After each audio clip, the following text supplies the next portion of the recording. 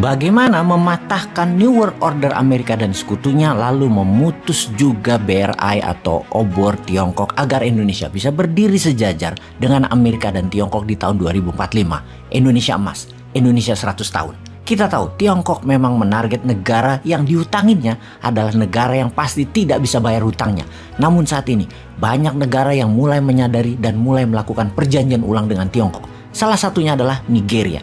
Kaum oposisi Nigeria memberikan petisi untuk pemerintah melakukan perjanjian ulang dengan Tiongkok. Saat ini, pejabat Nigeria yang berkuasa mulai menyetop proyek-proyek dengan Tiongkok dan juga mempertanyakan kebijakan pejabat lama akan pinjaman Tiongkok tersebut. Tiongkok bakal di-kick out dari Nigeria sepertinya. Di Afghanistan, pinjaman Tiongkok menggunung dan pemerintah sekarang tidak mau lagi terjebak dengan pinjaman hutang. Taliban melawan, tidak mau membayar hutang dengan tegas, tidak setuju membayar hutang pemerintah lama. Titik. Negara Eropa Timur, Rumania, Slovenia, Lituania, Kroasia, dan Republik Ceko mau menghentikan seluruh proyek BRI dan menutup investasi baru Tiongkok di semua wilayah mereka. Walaupun secara teknis negara-negara ini masih merupakan bagian dari BRI, tetapi kebanyakan mereka sudah mulai cemas akan beratnya membayar bunga dan cicilan untuk proyek yang tidak terlalu meningkatkan GDP nasional negara-negara tersebut. Hampir tidak memberikan dampak pertumbuhan ekonomi. Beda dengan India.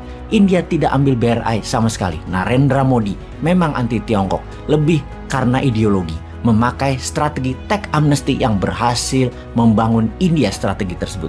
Growth ke DGP India sangat terasa sekali positifnya. Dengan berhentinya banyak proyek strategis, pembiayaan berdasarkan uang pinjaman Tiongkok ternyata backfire buat Tiongkok. Tiongkok kelebihan uang yang dicetak berdasarkan project atau printing money berdasarkan barang produksi. Projectnya berkurang, produknya tidak terserap, dan ini mengakibatkan inflasi di dalam negeri Tiongkok meningkat naik. Repayment pembayaran negara-negara yang menunda pembayaran, juga negara-negara yang menegosiasi hutang, menahan proyek Tiongkok di banyak negara, bite back Tiongkok saat ini, pukul balik Tiongkok, malah merugi. Efek BRI yang dilawan oleh banyak negara ini ternyata membuat 27% sektor keuangan Tiongkok raport merah, yang semuanya karena proyek BRI. Jadi ke depan Indonesia harus juga melakukan strategi ulang atas hutang Tiongkok, dan bukan hanya hutang Tiongkok, tapi juga hutang-hutang dari lainnya seperti IMF. Efek selalu berhutang pada setiap tahunnya karena memang selalu minus APBN-nya. APBN adalah anggaran pendapatan negara dan belanja negara, di mana belanja negara bisa sampai 2.700 triliun. Namun pendapatan negara selalu di bawah belanja negara. Pendapatan paling top 2.100 triliun yang mengakibatkan 600 triliunnya selalu ngutang. Kita ini besar pasak dari tiang apa ya? Ini semua harus direview ulang. Ini harus distrategikan ulang. Ini harus ditotal ubah cara berekonominya. Hutang BUMN diklaim sebagai hutang korporasi, itu juga tidak benar. Kan BUMN-nya kementerian, anggarannya dari kementerian, ya APBN juga, alias uang negara juga yang dipakai. Kalau bangkrut BUMN-nya, ya APBN yang menanggung. Sebaiknya akui saja hutang BUMN adalah hutang negara, sehingga jujur masyarakat bisa melihat bahwa selama ini yang dikelola keuangan negaranya selalu kekurangan uang. Kurangnya bukan 600 triliun, tapi bisa 1.000 triliun per tahun bila hutang BUMN dan rugi BUMN ikut dimasukkan. Kita semua tahu bahwa dari selisih pendapatan versus belanja negara, ternyata 50%-nya adalah buat bayar beban bunga, bukan buat nyicil pokok pinjaman yang tidak akan pernah terbayar. Tetapi hanya bunga saja harus pinjam buat bayarnya. Bayangkan, dalam 7 tahun hutang negara meningkat dari 2.500 triliun ke 7.000 triliun. Naik 4.500 triliun.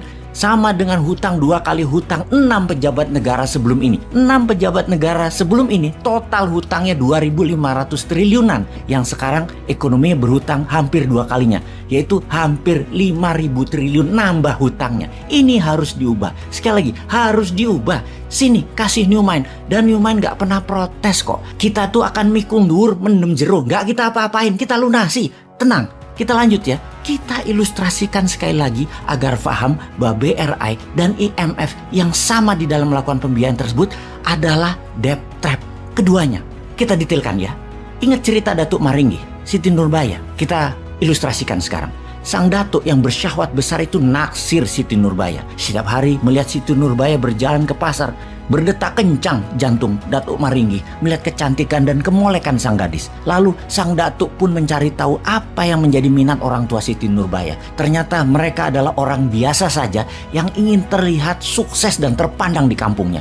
Padahal keterampilan tidak punya, pengetahuan pun tidak punya. Ini kesempatan emas bagi Datuk Maringgi. Orang tua Siti Nurbaya ditawari peluang usaha beserta modal usahanya. Uang pun mengalir. Kemakmuran keluarga mulai nampak dengan rumah menjadi mewah. Dan penampilan sosial orang tua Siti Nurbaya menjadi kinclong.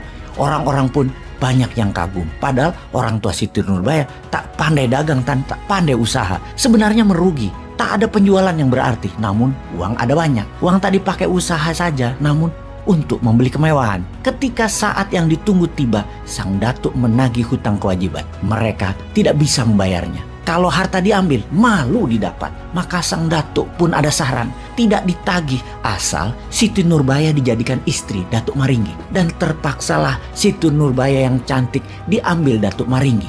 Itu hanya sekilas debt trap versi novelnya Marah Rusli terbitan tahun 1922 yang kalau dikiaskan kecantikan alam Indonesia itu indah, nian, seksi dan menawan.